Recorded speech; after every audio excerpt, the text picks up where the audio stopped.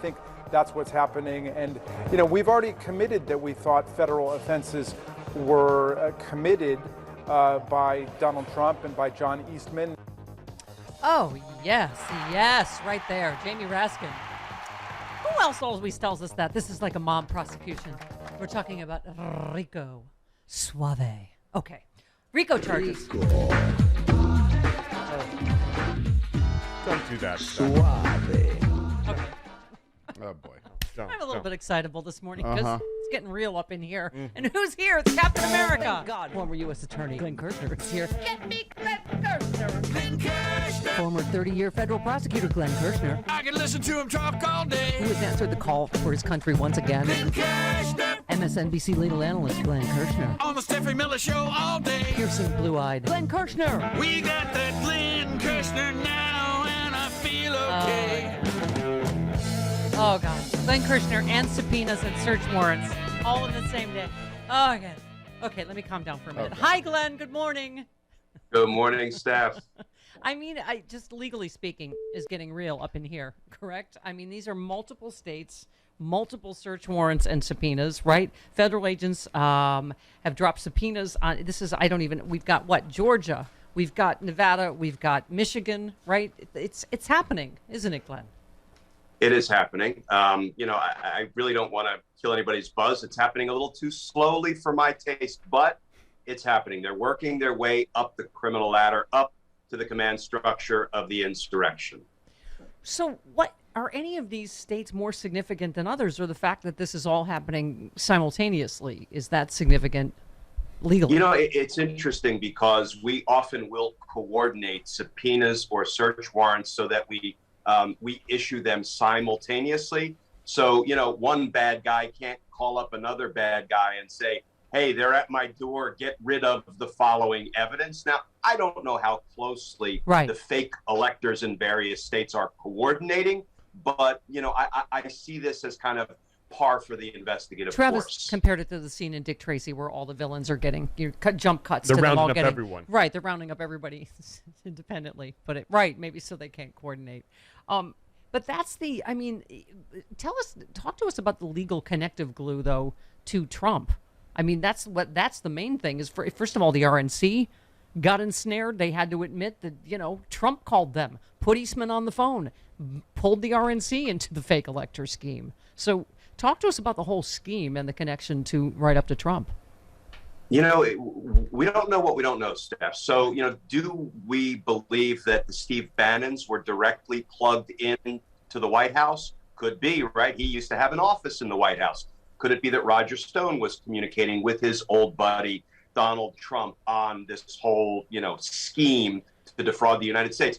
We don't know yet. We certainly know John Eastman is in the thick of it. We know Rudy Giuliani is in the thick of it. We know Jeffrey Clark. We're going to hear blockbuster evidence today in the J6 public hearing from high DOJ officials. We can talk about that in a minute. But right now, with all of these, it's beginning to rain subpoenas. And I think what we're going to see is there's going to be this race to the prosecutor's office by any number of folk who, they want to get in front of it. They want to take responsibility for what they do, and they want to divulge what they know. And all of that will creep closer and closer to the Oval Office. That's what I was saying, Glenn. I wanted to get your take on that, on the other kind of stunning news that after today, we're not going to have hearings again until probably mid-July because they keep criming.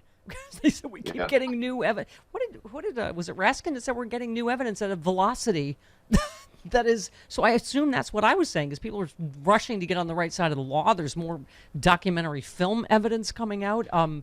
It seems like we say there's just this mountain of sort of not just evidence but people coming forward. Is that what's causing the delay? And what do you make of what's going to happen next? Yeah, I think it's actually all for the good. It reminds me of when I was prosecuting and we would decide to release a video into the public square that was, pretty dramatic regarding a crime being committed, and we would open a tip line.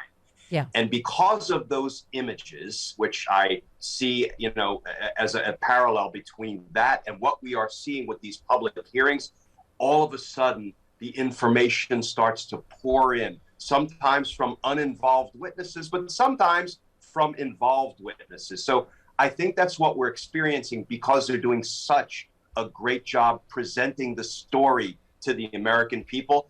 And this is all for the good that more evidence is pouring in. Yeah. What should we look for today? So today the focus is the Justice Department and pressure on the Justice Department, and also what Republican legislators may be involved in trying to help them do this. Yeah, So today is a big day because we're going to hear from high DOJ officials about Donald Trump's direct attempt to corrupt and weaponize the Department of Justice to try to install him unconstitutionally for a second term. And what I would do is I would invite the criminal intent deniers to really pay attention today, because I'm so tired of people saying criminal intent is so hard to prove. No, it's not. First of all, Donald Trump's middle name is criminal intent. Setting that snark aside, you know, the criminal intent deniers are beginning to sound like moon landing deniers to me. And once they see high DOJ officials say, we told Donald Trump there was no fraud undermining the election results. And what did he say? He said, I don't care. Just say there was and leave the rest to me and my allies in Congress. That is direct, incriminating evidence out of the mouth of the orange horse himself that should satisfy the election, the criminal intent deniers. Yes, we landed on the moon. Yes, Donald Trump had corrupt intent throughout this horrific endeavor.